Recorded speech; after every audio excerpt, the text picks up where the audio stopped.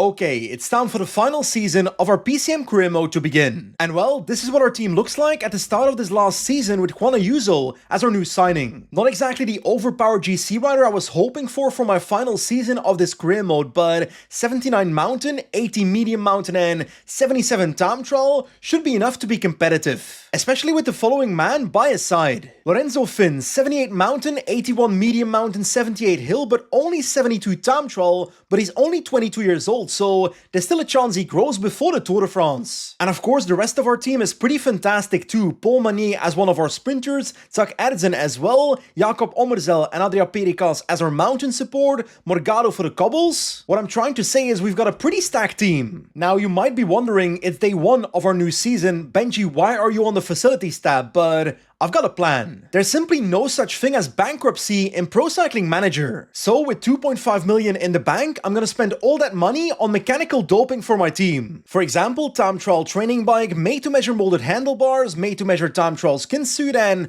wind tunnel TT position for Ayuso, for Finn, and for Romeo. Where is he? Right there. And of course, high performance tires for basically every important rider in our team, so let's select them. Now we can also add team-wide optimizations, for example, chain processing 2 adding 0.2 to my primary stats. Worth it. Ceramic bearings as well, there we go, and maybe the cobble upgrade too, that's nice. We just spent 2.2 million, but I think it's worth it. Now, I've gone through a race calendar off camera, but reality is, I'm not gonna play every single race this season because in about a week and a half, PCM 26 releases, and I want to finish off the series nicely by the time that hits. So yeah, the next couple of episodes are gonna be a bit of a speed run. And well, in today's episode, I want to take on Milano Sanremo, also the Tour of Flanders, Paris-Roubaix, and finally LBL, so the first 4 monuments of the season. And maybe some other classics along the way. And as you can see from our planner page, our leaders for those cobble classics will be Paul Magnier and Antonio Morgado, pretty similar to last year. When it comes to Paul Magnier, I put his rider objectives on Milano Sanremo and Gent-Wevelgem because he can win both of them. Meanwhile, Morgado is peaking for the Tour of Flanders and the 2 weeks before that. And lastly, while Magnier was our leader for the Hill Classics last year, this time Ayuso will be showing up and will peak for Liège-Bastogne-Liège. Anyway, those are the most important aspects of our season preparation, so let's start moving to our first race. And that race is of course Omloop Nieuwsblad, the start of the Cobble Classic season with Mathieu van der Poel, Tadej Pogacar, Mess Pedersen, Wout van Aert.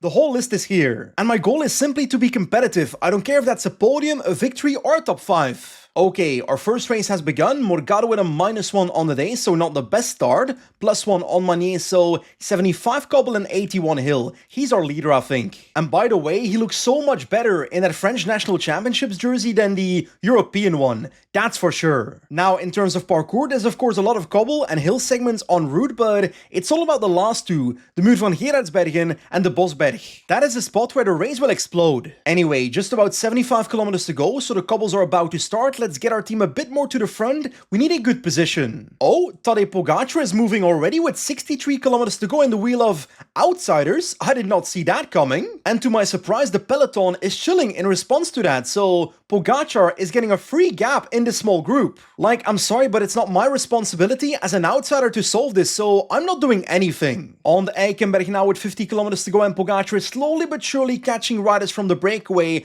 with a minute 30 now on the peloton led by Quickstep at a Sunday tempo. Ooh, crash in the peloton, Watson is down, and the rest of my team is stuck in a second peloton, but my leaders are at the front, so it's not an absolute disaster. But I do want Watson to get back on the bike, and he does, so let's hope we can get him back to the front of the race. And while my domestiques have come back, we're caught behind a split in the peloton now, so the race is not exactly going as I was hoping. The Pogacar group is also still a minute ahead, so this race is absolute chaos. In the last 25 kilometers now with the Muur upcoming, so it's time for an update. Pogacar still in the group ahead with 30 seconds on the group with Wout van Aert, and then Alvarez is bringing back Magnier, so we're back in the game. But of course, now it's time for the Muur van Gerardsbergen. There we go, on the Vesten of the Muur, I've got the group of Pogacar and Morgado on 99 with Kubish and Magnier in the wheel. I will not let anyone attack away here. Mr. Morgado is done for, so it's time for Kubish to take over on 99 and Morgado to get out of the way, buddy. There we go,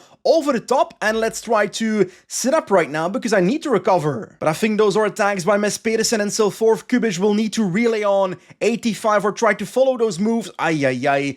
I don't like this at all. We gotta get back to the wheel, and we're back. But now it's time for the next clan. We've got the Bosberg right now, and I'm gonna survive this. I'm gonna try and survive this at all cost. We've got Manier right now on 99. I don't care. Mr. Kubish can try to protect you, but it won't help too much. I'm trying to follow the moves on the left side of the road. Let's get into the wheel of Mathieu van der Poel, and let's stay there. Wout van Aert goes to the front, but I'm not moving. I'm staying in the wheel of Mathieu. And there comes the attack by Florian Vermeersch, not Tadej Pogacar.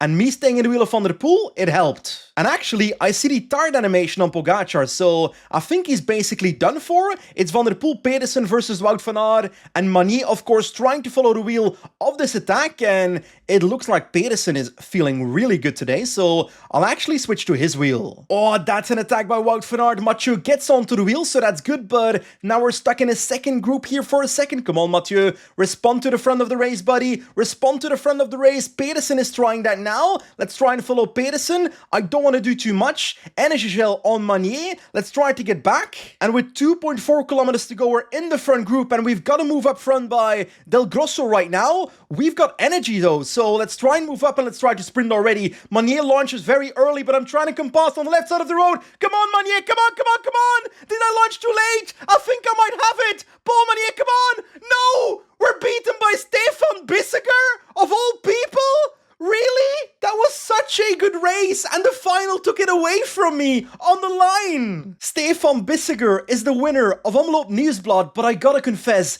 that's one of the most fun and craziest editions of Omloop I've ever seen or played on PCM. Which is why it's so painful to finish second on a millimeter of Stefan Bissegger. Ay, what a race, man, what a race. Next up is the first monument of the season, Milano Sanremo, and we won this race twice in a row, once with Kubish and last year with Manier. Let's win Milano Sanremo for the third year in a row. Now skipping to the last 70 kilometers, the Capi are slowly coming up, but I think I want to move up in the peloton just before the Cipressa. There we go, our train is gradually moving to the front, and we've got an attack by Ben Turner on the team of EF. No breakaway left, so the only rider up the road, but I don't think that's going anywhere. Turning onto this climb, the Cipressa, as we speak, and I don't care too much about losing front position because we can lose some positions here. It's not like the real life race where the Cipressa is the almighty factor. It's all about staying in the peloton without spending too much energy. Actually, Turner has been caught and the peloton's tempo has gone down significantly to the point that I'm at the front of the peloton, so a very passive race. And well, this corner is the top of the Cipressa, so that's done. Next up is the Poggio. And this is the Poggio. Camprubi at the front right now. Alvarez, get out of the way, buddy. Energy gel on Morgado? I think I will. Watson in the wheel and no one's attacking. And right when I say that, Albert Philipsen goes with Wout van Aert in the wheel. We need to respond with Watson to stay in their wheel over the top. I'm going for a sprint here. There we go, over the top. We've got Kubish now 99 into the descent. A small gap for Axel Laurens, but I don't think that's going anywhere. We've got a near perfect train here, 4 riders, so we're looking fantastic. Watson attacks in the downhill as we speak with the team in his wheel, so let's switch to 99 right now. Last 3 kilometers I can sprint. I can sprint with everybody. I can sprint, I feel like. Kubish can launch right now. Morgado in the wheel is ready. We're spending so much red bar on Manier, which is not a good idea. There goes Manier, and he's gonna win. He's gonna win, and we're gonna 1, 2, 3 Milano Sanremo? No, we won't, because Donati comes around, but a victory at Milano Sanremo, 3rd time in a row. And I gotta confess, that was kind of easy. And like, if you look at my last 3 kilometers, that was far from perfect for me because Manier was out of energy with like 700 meters to go, but it was still enough to win. So Milano Sanremo on PCM is kind of broken. But hey, our first monument of the season, our first monument victory, so I'm not complaining. After Sanremo, we're going back to the Cobble Classics in Flanders with Adrie Harelbeke and Mathieu van der Poel, Tadej Pogacar, Mess Pedersen, Wout van Aert. Everybody's here. And normally I'd say this race is too hard for Paul Manier with 73 cobble, but he's in a fitness peak, so I'm not sure. After our poor results in the classics last year, I'm kind of scared to give an objective here, but let's aim for maybe top 5. I'll be honest, when I saw Manier in a fitness peak, I was expecting maybe a +1 or a +2, but it's a 0 day, so 80 hill stat is great, but only 74 cobble stat. That is less than I was hoping for. Okay, Alvarez is on the floor together with Jorgensen, but we are back on the bike, so let's stay with these guys and get back to the peloton. And by the way, it is super weird to see Jorgensen ride for Alpecin de Koning.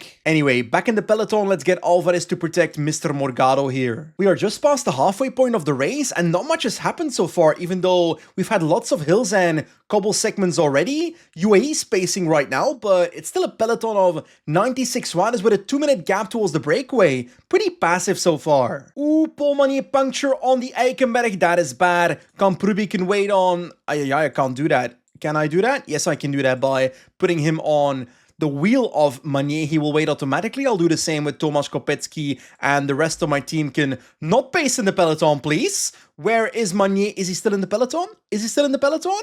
Yes, he is. Please don't split. Please don't split. Okay, there's a split in the peloton, but it looks like it's coming back together, which is good. And I'll try to get Kamprubi in the wheel of Alvarez, where Manier trying to follow that train back to the front. I think that is the plan here, and hopefully we can do that pretty swiftly to avoid any trouble later. Like, I was panicking, but the situation looks okay. There we go, slowly but surely getting to the front, and it's necessary because the next climb is a pretty big one. We've got the Paterberg-Oude Quaremont combination upcoming, so positioning is key. There we go, onto the Paterberg in a pretty shit position. Pogacar is pushing at the front end. My team is trying to stay in the peloton at all costs here, but I'm kind of trying to stick together because I'll need my teammates in the last 20k. And actually, already on the Oude Quaremont, everything is still together. Pogacar once again to the front, which is scary on the Oude Quaremont, but my entire team is in the wheel, so that's a good thing. Alvarez is done for though, so Kopecky needs to take over right now on 99, otherwise we will lose time here. And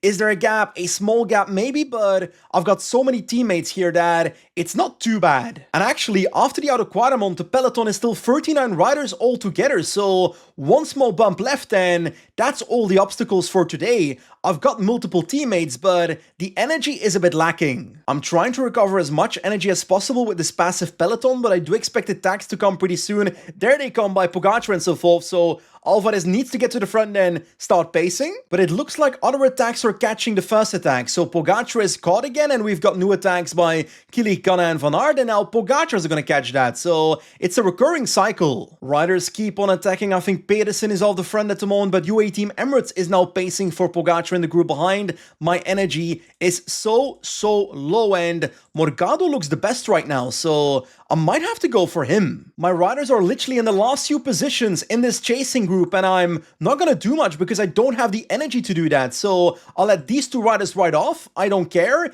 If other teams want to respond, they can if they want, but I'm gonna stay passive and hope that I can sprint for a top 5 position. 8.5 kilometers to go, and Pedersen has a gap of 37 seconds to Pogacar right now, so Pogacar has joined the chase there. Morgado is still in this chasing group, and Manier is now looking better, so I think I need to slowly but surely start thinking about catching these chasers. Looks like Ride is dropped, so it's only Pogacar chasing down Pedersen at the moment. Last 3.5 kilometers, trying to slowly move up right now with Morgado. Watson is done for. Manier is not looking great though, and there comes a move by Wout van Aert, and I don't think I can respond to that. Let's try to go with Manier himself right now on the right of Morgado. Let's try and come through, but the gap is too big. I think Pedersen will win. Pogacar might come in second. We're gonna sprint for a top 5. Nah, it's not happening. Pedersen is gonna be the winner of E3 Saxo Classic. Finishing 7th does show that a top 5 was definitely possible here if I played it a little bit better in the final and if I just had more energy, but hey, can't do much about that. Anyway, next up is Gent-Wevelgem, and this is a race where I want to take some revenge. Just like last season, it also includes the echelon segments, and for some reason I decided to attack into the breakaway after the second echelon segment in the last edition, which cost me towards the end. Today we'll take it a bit more passive. The game says we are 7th favorite, but I do think I can be ambitious on a parkour like this. I want to win this race with Paul Manier. And I guess we'll see after the stage if that is delusional. I feel like we're on a pretty good roll in today's episode, so I want to continue that at Gent-Wevelgem with Paul Manier on 80 hill stat, 74 cobble, and 78 sprint, so I think that's competitive. Now it's time for the action to begin because the first echelon zone has begun and my team is in position, so that is perfect. What is happening in the peloton though? Do we see any splits? Not yet, but it is very stretched out. I'm sorry, but the way the peloton is looking, it's only a matter of time before it splits. There we go, splits are happening and the peloton is stretched out all over the road, but still a peloton of 120 people at the front of the race here, so not completely shattered. And actually, outside of being in position, I'm not doing too much at the moment. I'm trying to have a passive race to save some energy. Now, in the in-between segment between the two echelon segments, but if we look at Morgado's energy, it's not looking too do fantastic for my co-leader in this race. In the second win zone now, and the peloton is down to 40 riders, so it just keeps on splitting now. But it looks like this peloton, or at least the domestiques at the front, are kind of done for, so it's not really splitting anymore in the final segment of this win zone, and I've got the option of putting a domestique at the front and trying to hammer it myself, but I did that last year and it backfired, so I think I'll stay passive. Okay, the win zone is done for. I think it's gonna calm down a little bit, and actually just as I say that, we've got some attacks in the peloton, including Ben Turner, so not exactly the calm moment I was waiting for. The Camelberg is coming though, so that's intriguing. Onto the fast Camelberg, and Morgado is going to the front to set a bit of tempo to get some dead weight away from this peloton, because there's a few dead riders in this group, and I want to get rid of them. There we go, Hole and Hagenes are dropped, but I was hoping for a few more riders, so let's get Mr. Morgado off the front again because we're wasting energy. Looks like we're now on the Plug Street segments of this race, but I'm not exactly seeing too... Actually, I was gonna say not too much damage in the peloton, but people are dropping off the back of this group, so that's a good thing. Anyway, in the last 60 kilometers now, and the next two obstacles are both the Camelberg, after that still two wind zones, but Manier is looking pretty fantastic, and so is Watson as a domestique. I feel like we have the race relatively under control. Oh, we've got some moves at the foot of the first Camelberg. Del Grosso, Aski and so forth are going, Pedersen following. I've got myself sitting in the peloton behind, and Morgado moving to the front to try and catch those guys because I don't want them to get away. And actually Morgado didn't even need to do anything because, well, they're caught already. The riders keep on attacking though. I'm hoping that counterattacks from behind end up catching those attackers again because I don't really want to use my riders yet. Okay, I'm gonna have to pace behind because a group with Wout van Aert and Pedersen has just got a gap of 40 seconds out of nowhere, so Morgado buddy, get to the front and catch them. Okay, we're catching some of them at the foot of the Camelberg Ossuera side. Let's drop it down to 85 again. I think there's 3 riders off the front and they're pretty good cyclists. We've got Van der Poel, Wout van Aert, and Fred Wright. Well, Fred Wright doesn't exactly fit in those 3 riders, but still a very strong group, you know? But they are getting caught, or at least Wout van Aert is, because Mathieu van der Poel is attacking them right as they are getting caught. I'm trying to keep myself in this chasing group without spending too much energy on Watson because I need to find a way to control the last 25 kilometers here with Watson for Manier, or should I try to attack? Pedersen is bridging to Mathieu van der Poel, and behind we have Watson and Manier still sitting in the group. Alvarez is now gone, so it's down to my 2 riders, but I feel like I need to attack because attacking might be my best defense soon. And these last 16Ks in a win zone might be the best opportunity I get to attack because Manier is actually still looking pretty good, so I think I'll keep pacing on 85 for a little bit and then launch with Manier pretty soon. Del Grosso seems to be done for, Fred Wright, Tailleux, so 2 more riders for Quickstep in this group, which I'm hoping they don't have too much energy because multiple riders means they might be able to catch me if I attack. Last 11 kilometers to go, and there goes Manier. Is this a good move? I don't know, but we've got riders in our wheels, so let's try to collaborate with them here. 8 of them, Pedersen, Mathieu van der Poel and so forth. Guys, come on. Relay with me. Okay, they're not exactly relaying with me, and there goes Mathieu van der Poel. Can I get to the wheel of that? I think I can. So let's try and follow the move of Mathieu van der Poel in the last 8 kilometers here. Let's try to relay now, but he kind of looks done for, and Mr. Pedersen, yes, is catching us. Ay, what is happening? These riders look done for. I think what I'll do is I'll put myself in the wheel of Miss Pedersen with 6 kilometers to go, and if he attacks, I will follow. Gotta say, I am super stressed at the moment. Come on, Manier, this is the perfect situation. Energy gel with 4.5 kilometers to go. We've got the energy to sprint, a 25-second gap to a group that is basically done for, and no attacks in the front group with 3.6 kilometers to go, so this might become a sprint between dead swans. We've got Van der Poel now pacing into the last 3 kilometers. Last 1.7k still in the wheel of Pedersen. 1.4, 1.3. I'll launch right now from the wheel of Pedersen. Let's go, Manier. Come on. Beat him on the line. No. Yes. Come on. No. Oh my God. We lost by a millimeter again. Are we gonna keep on doing this today? Oh, that's so painful. Like, sure, losing a sprint to Miss Pedersen feels better than losing a sprint to Stefan Bissiger, but it's still super close once again, and I feel like I played it relatively perfectly. And I feel like we're gonna be less competitive in the big cobble classics like Roubaix and the Tour of Flanders, so I kind of want to win the smaller ones, you know? And talking about big races, the Tour of Flanders is our next race on the calendar with Mathieu van der Poel, Pedersen and Wout van Aert, so no Tadej Pogacar. And to be honest, I'm happy with that.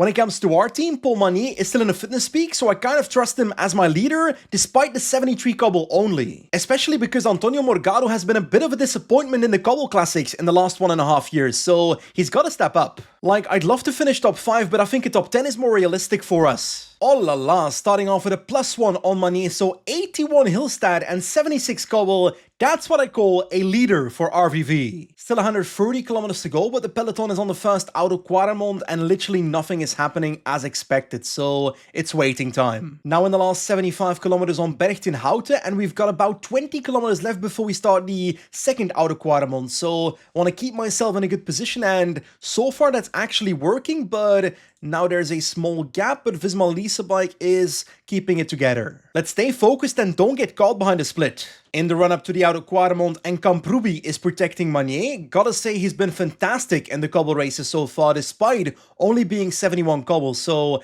hell of a ride by him. There we go, that right there is the Oude Quaremont, and we are in a good position. We've got no movement yet by any Mathieu van der Poels of the world, so that's good. Let's stay still. Jorgensen, Philipsen and so forth are kind of speeding up, so Mr. Magnier needs to do the same to 90 to stay in this front peloton, and it looks like that is, ooh, small gap, and it's been close, so that's good, but now the Paterberg is coming, and Wout van Aert is attacking before the foot. Anyway, on the Paterberg now, and Wout van Aert is getting caught, so that is not going anywhere, which is good. And now the Koppenberg is starting just after the Paterberg, and we are still in a good position, but Camprobi is gone now, so maybe I should have put Alvarez to the front to protect Magnier already, but we are a bit late with that, but we are surviving the Koppenberg quite easily, and let's sit up in the group. We've got some more attacks, but I feel like the peloton is gonna control that. Like, it's not on us to control these attacks, you know? Now it's time for the Taaienberg. We've got two riders off the front, Gilles Gelders and Girmay, and we have Visma Lease Bike still pacing with Hagenes, and Magnier is still looking fantastic, but there goes Pedersen, and Van der Poel is following, so that might be a dangerous move. But it looks like that move has been neutralized by Per Strand Hagenes once again. To be honest, 35 kilometers to go and only 3 obstacles left. We've got the Oude Kruisberg Gotthond, then the Oude Quaremont and the Paterberg, so let's try to survive it. And well, if we survive it, we're in it to win it. I feel like we had attacks from Pogacar on this cobble segment right here, the Oude Kruisberg, and we do see moves by Pedersen and so forth, so let's try and follow the chasing group with Watson right now with Magnier in the wheel, and we are in the chasing group, but not entirely at the front of the race, but that's okay. Pedersen, Van der Poel and Wout van Aert have a gap of 20 seconds, which is not that great, but let's hope they get caught. But I don't feel like doing the work, and UAE is doing it for us, so that's nice. They seem to be getting caught before the Oude Quaremont, and Magnier is trying to recover as much energy as possible, but he's not looking fantastic. There we go, on the Oude Quaremont, and Mathieu van der Poel attacks. We've got a response by Tibor Del Grosso. Magnier is still in the group behind with Wout van Aert and Pedersen, so I will stay in their wheel on this cobble sector and hope that they close the gap for me to the finish line. It is risky, but it's literally the only way we can be competitive, but Van der Poel has a gap of 1 minute already. How is that possible? Oh, shit. I missed the attack of Pedersen. That's not great, but Wout van Aert is still with us. So I'm going to get in the wheel of Wout van Aert. I'll put Morgado in the wheel of Magnier for now, and that's my strategy for now. Wout van Aert is the name of my strategy. Now onto the Paterberg, Magnier in the wheel of Wout van Aert, and I need to try to follow him on this cobble sector, and he's moving up a little bit, but I'm feeling okay. Still a minute to the front of the race, so this is so looking bad. I'm going to try and put Morgado on 75 relay to have some work happening in this group, but the gap is now 1:30 to Van der Poel, and Mr. Pedersen is stuck in second position. I don't think they're getting caught, but I'm going to try and help in whatever way I can here with Morgado, but it looks like Wout van Aert might be done for. Morgado is doing everything he can right now. I think I might attack this group, to be honest, because I don't think we're going anywhere otherwise, so let's try and go to the right side of the road. Actually, Wout van Aert is starting to actually pace right now, but he stops. So I attack on the left side of the road right now. Let's try and make a gap instantly with Mr. Vermeers in my wheel. And let's try and relay on 85 right now, but everybody's back in my wheel, so this ain't working. So I'll get to the wheel of Wout van Aert and I'll sprint for third position. That's the only thing I can do. In the last kilometer, the winner is going to be Mathieu van der Poel. Pedersen in second place. Magnier is going to top 5, please. I think we will.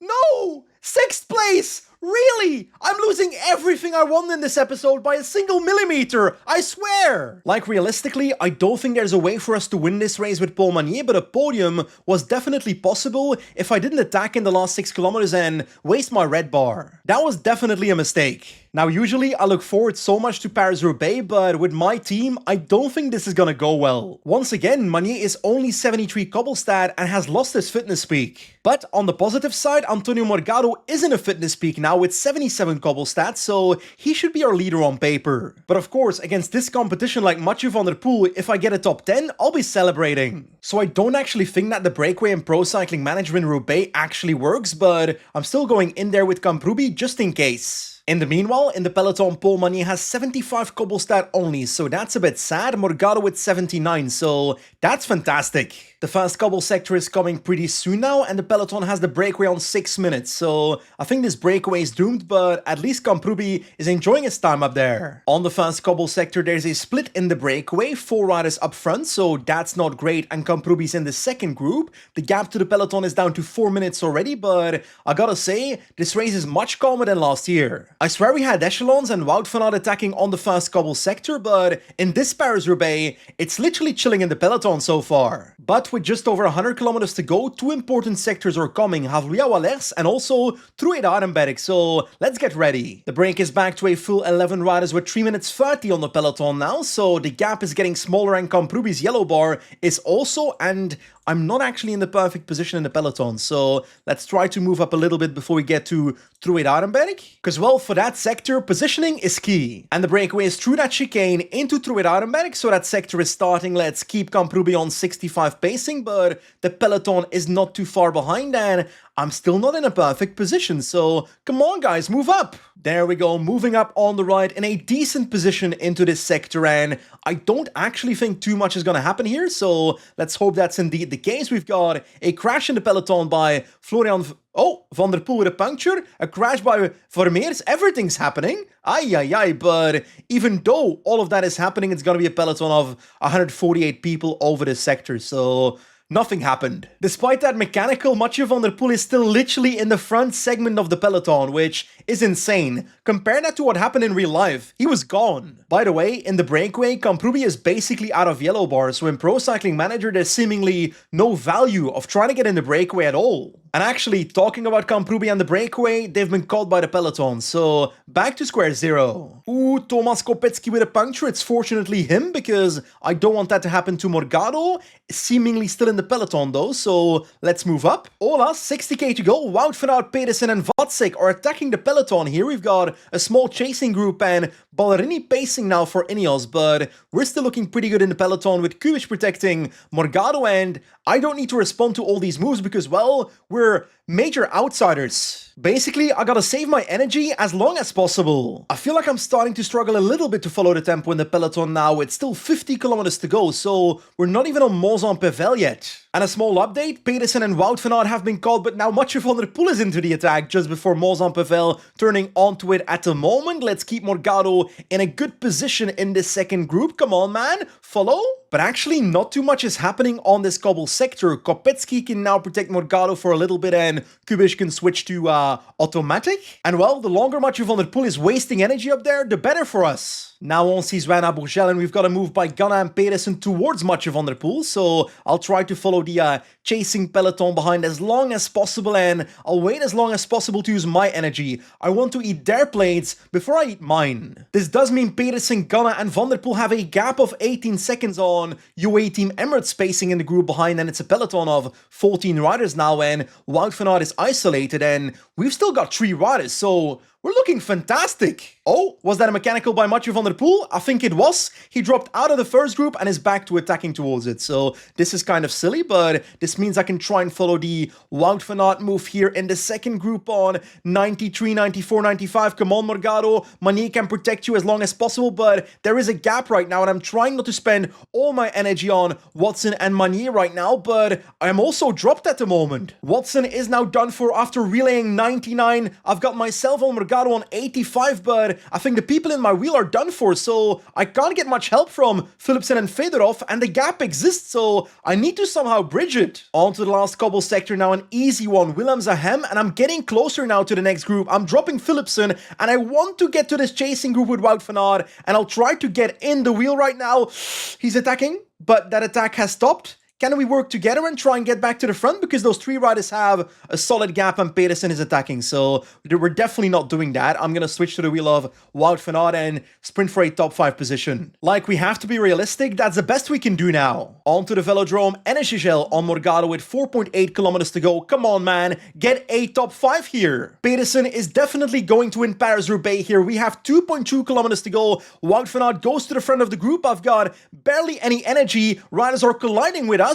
1.3 kilometers to go. I'm trying to follow, but I don't have much left. Come on, Morgado. Ay. It won't be a top 5. It's gonna be 7th place, but a pretty fantastic race by Morgado. So I'm actually quite happy. That is a far better result than I expected beforehand. And actually, Morgado's not the only rider in the top 10 for us. We've got Watson 10th as well, so what a fantastic Roubaix. Sure, we're not winning every classic, but we're competitive every time, so I hope it makes for a good video. After the couple classics, we're now nearing the end of April and we're flying to the season, but before we start LBL, I want to talk with you about our riders. Because, well, some of them are growing into absolute monsters. Starting off with Adria Perikas, 80 mountain, the most of our entire team, 80 medium mountain, 79 hill stat. Like, I can hear some of you thinking, Benji, why don't you go for GC with this guy? Well, the reason is 69 time trial only, and his secondaries are pretty weak, 75 resistance and only 74 recovery. For a 1 week race, that's okay, but for a Grand Tour, that's not good enough. Next up, Juan Ayuso, our new signing, still 79 mountain, 80 medium mountain, 78 hill, but he's grown in time trial from 77 to 79, so that's fantastic. And well, Lorenzo Finn, our second GC rider, has 82 medium mountain now, so his first red stat, but I was hoping his time trial would grow, you know? With 78 mountain and 72 time trial, still not that competitive for the Tour de France, sadly. Now, I don't think Jakob Omerzel has grown since the last time you saw him, but 78 mountain, 80 medium mountain is a great domestique. And by the way, at the start of the season, I was very surprised to see Unai Ramos with 77 mountain and 78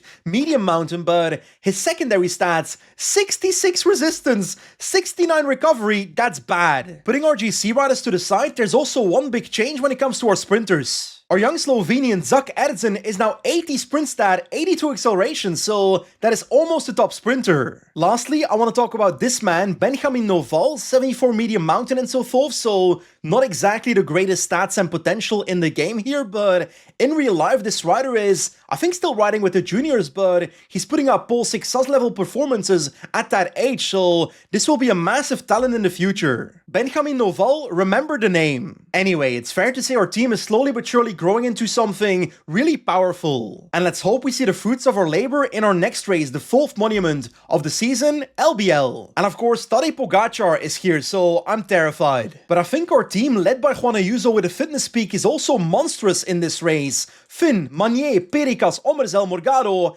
and Veldhofer. Most likely this is me being delusional, but I want to try and win this. Ay, starting off with rainy conditions in LBL, but let's take a look at our daily form, a 0 day on every single rider, so maybe a little bit disappointing. Finn with a +2 on medium mountain and a +2 on hill, so 84 medium mountain, 80 hill stats, so that's pretty strong. Perikas has 80 hill stat, we have Morgado with 79, Magnier with 81 hill stat, but most importantly, Ayuso with 79 hill stat only, so I think Finn is our leader. But about Ayuso, what is the point of a fitness peak if it doesn't actually improve your stats? On this fast climb, and I can't keep my riders on 75 effort, I have to go 85 because otherwise I'm going to keep losing positions on the climb and eventually drop. We don't want that. We're now moving to the 3rd climb of the day, the Stokke, which is a steep short one, which I need to be in position for that one 100% because that is so steep that the peloton could split at the top. There we go, into the foot, and it's so steep from the beginning already. Look at it, 13% in this corner, and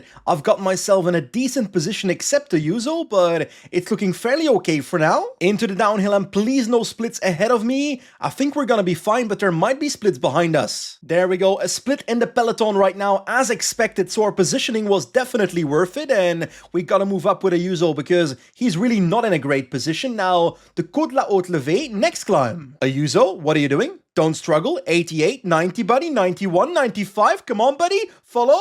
There we go. 86, 87 at the back. UAE Team Emirates is shredding this climb with McNulty to the point that Ayuso is struggling to follow, which you were the chosen one. The peloton has come back a little bit now to 100 riders, so we're going towards the longest climb of the day, the Col du Rosier, but I also don't expect too much to happen on this one. Then again, is that McNulty going all in again on this climb? Yes, it is. So I gotta move it up to 85 again. Can't go too low because I don't want to get dropped here. Ay, not exactly in the perfect position, but that corner right there is, I think, the top of this climb. So we're still in the front peloton down to 40 riders right now. So people are suffering. What a crazy race. Super hard in terrible weather. Trying to get some water to my team with Pericles just before the next climb, the Côte Denier, and it's about to start, so perfect timing. And well, a changing of the guards at the front of the peloton and a fast attack by Lenny Martinez, Caroni and so forth following, but the attack is stopped just before the top and new attacks follow, and Del Toro was following for a second there. I don't want UAE to go up the road because, well, then they won't control the attacks from the peloton. And that is exactly what's happening, so that's not nice. Pogacar is in this breakaway group, but they didn't get a gap, so that's a good thing. What if I just put Omerzel at the front of the group to try and control it in these plateau sections? I don't think I need to, because Del Toro is doing it for me. And by the way, in every single downhill, I drop my effort to 55 to try and recover as much energy as possible. But of course, now it's time for La Redoute. And here we go, that climb is about to begin. Del Toro still pacing and Pogacar is not exactly positioned at the front, so that's something I do like. We don't need to go 85 from the foot, let's do 75, 73. There goes Pogacar, 85. Let's do 85 right now, and let's try and follow these secondary riders attacking here with my little train because I don't want anyone else to get away. Pogacar is fine because I don't think I can beat him, but I might as well try to follow the chasers, you know? And it looks like Pidcock is now chasing Pogacar in this second group. I've got myself on 85, just maintain position with Ayuso in the group and Manier protecting. Still 27 riders in this group, so we've got a bunch of riders here with 25 seconds being the gap to Pogacar, so he's not gone yet, and I feel like he might still get caught. But I gotta make sure no one attacks towards him because that is the real danger at the moment, and it's not actually, it's happening as we speak with Schelmose there. Schelmose is trying to attack towards Pogacar and it's kind of killing the gap, but there comes a puncture randomly by Axel Laurent, so poor guy, that is very sad. Our energy is not looking good, so we have to recover as much as possible in the downhill to Rochefoucauld. In this downhill, and the gap to Pogacar is down to 10 seconds right now with Lenny Martinez pacing himself. We're in a bad position at the foot of the climb. This is bad. We gotta move up. We gotta move up to 87, 88, and let's do 90, 93. We gotta get to the front as fast as possible, and the gap is still 13 seconds with Martinez pacing behind. Can I try to follow moves? I don't know. I don't know if I can, but Ayuso is still here, so we've got two riders in the group. This is not the top of the climb. We've got the Boncel segment right now uphill after this corner, back to 92. I don't know what's gonna happen here. I don't know what's gonna happen here. I'm trying to catch Mr. Pogacar in this segment right here, but I can't attack, so we might as well do 99 to the top here. And is someone going to attack? Evenepoel does, and that might be the nail in the coffin here. I overextended in the chase to Pogacar, and I ruined myself in the process. Oh, I was so competitive until now, and I f***ed it. In the last 2 kilometers of Liège-Bastogne-Liège, a very disappointing race for us with Pogacar going into the final kilometer, winning after that solo, not getting caught with a gap of a minute to the next group. So, absolute domination, and yeah, I wish I was in the second group because I could have been if I played better. And the worst part is we actually finish in a worse result than last year, because last year we finished top 10 at LBL. Now we finish 11th and 12th, so that's not good enough. But hey, in the end, our final classic season was pretty successful with Manier winning Milano Sanremo, and despite not being on this page of the other classics, we were super competitive in races like Gent-Wevelgem and so forth, so that was super fun. Well, except the part that I lost by a millimeter in 2 of those races, but we'll ignore that. But of course, because we are speedrunning this season, our next race is already the Giro d'Italia, so I can't wait to begin. And with a GC podium as our sponsor objective and Lorenzo Fin at the start line, that is destined to be a great race. But I'm afraid that's gonna be for next time. As always, thanks for watching, and I'll see you soon. Goodbye.